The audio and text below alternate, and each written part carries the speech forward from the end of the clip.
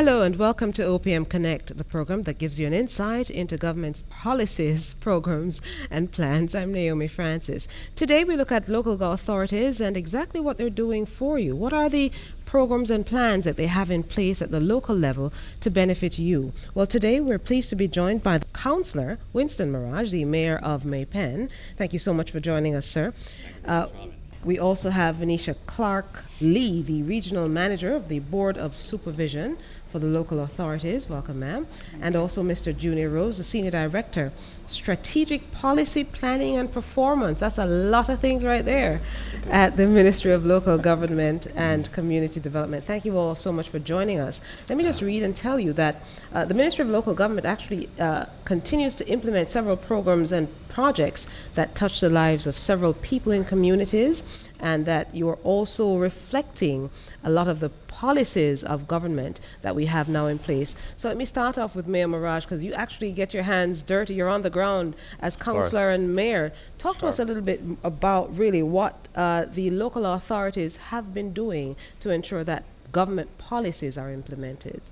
Oh, well, as you know, we have a team of councillors who represent different electoral divisions. Yes. So we do have 228 councillors, and plus the mayor of Portmore. Yes. Who will tell you he's not a councillor.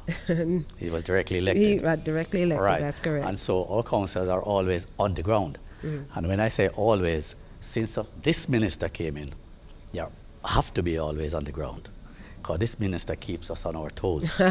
Yes, very active one. Yes. And since he came up the system in the local government. Having been a mayor himself. Having been a Kingston. mayor for many years and councillor since 1977, I can recall. So he knows the ropes, as we say. So he has us on our toes. And he has been doing some things for the councillors, subsequently, the people on the ground. That was never done before, has never happened before.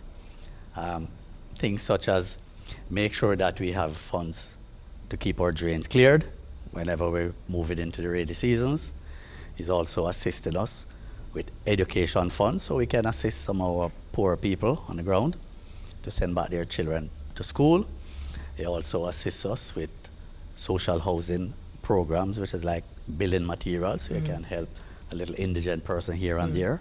And you know, recently the Prime Minister toured several of the indigent housing facilities in the Kingston area, so we got a chance to see firsthand really what's happening. And certainly government policy is coming shortly, as he had announced, to ensure that we deal with that. Of course. Yes. So councillors are now, put it this way, rivaling the members of parliament. Yeah, because we're able to do things, all right, that we weren't able previously to do. Right. And that's all in addition to our regular road fixing and trade cleaning, which we have that separately.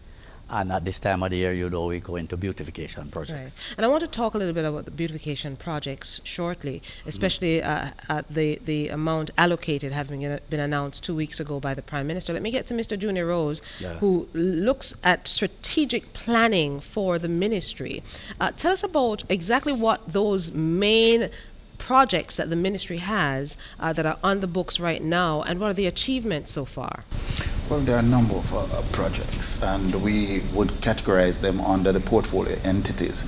And as you know, we are responsible for the Board of Supervision, and Ms. Lee is here. We are responsible for the OPM, Office of Disaster Preparedness and Emergency Management, as well as we're responsible for the Social Development Commission, and as well as Jamaica Fire Brigade and so on, and municipal corporations.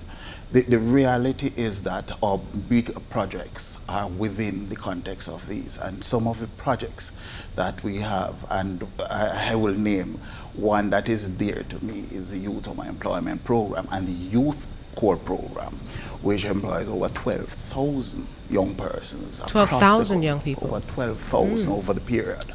It was actually the first year the Prime Minister was a guest speaker, and this was coming out of an understanding of what are some of the things that are needed as a local government sector, that we can improve the services that we offer to our citizens, or we can improve. And one of the critical things that they undertake is data collection.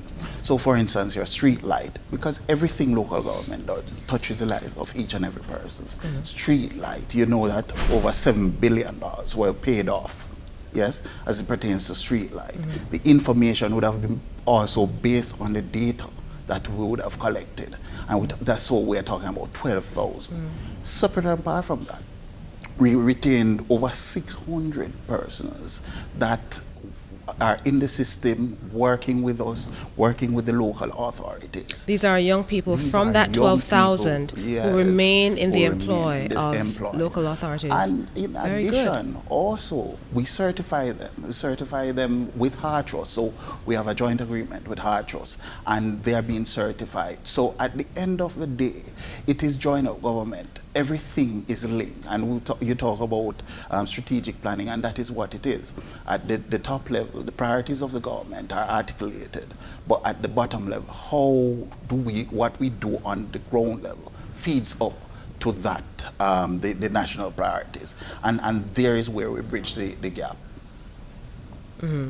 Indeed, that sounds very, very good. Yeah. Yes. So let me get to the issue of the infirmaries now, because that's a major plank of what the ministry does. Tell us a little bit more about that, Venetia.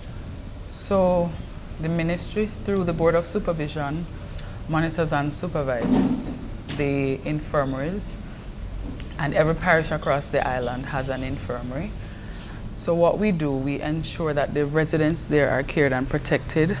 We're monitored by the Poor Leaf Act. We're guided by the Poor Leaf Act, which stipulates how the person should be treated there and who can be admitted to the facilities. Most recently, all infirmaries got autoclave machines that are used to help them to sterilize material for dressing of wounds. They have been given generators in most recent time. There is construction taking place across 5 infirmaries across the island, new construction. So additional wards, just uplifting the facility overall.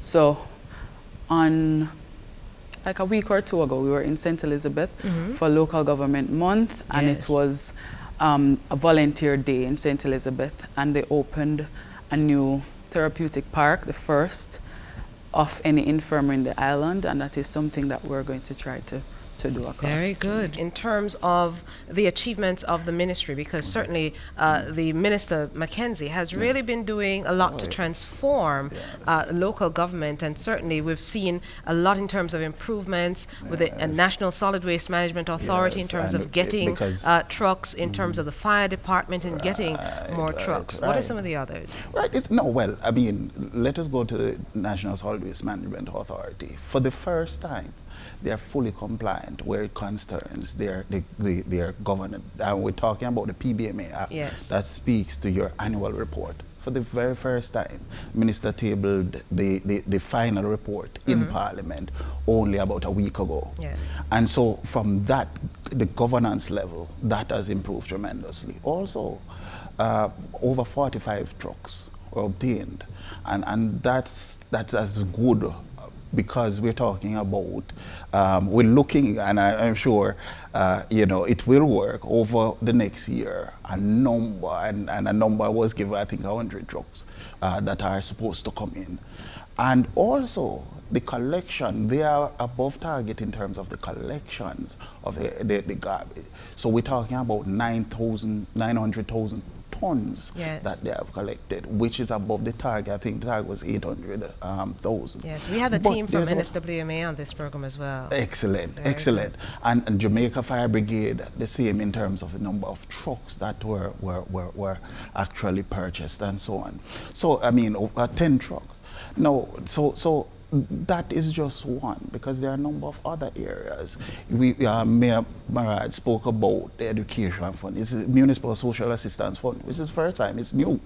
yes, which include education, as Mayor said, education, social housing, indigent housing, among others, as well as to modernize how it is that councillors interface with their constituents, and so that the tablets are also distributed as a part of the program. And we're So talking technology about is over being 100,000 infused in the entire process entire at the ground level as at well. the ground level. So we're talking about over 100,000 persons who would have been directly or indirectly benefit. And I think it is more than that.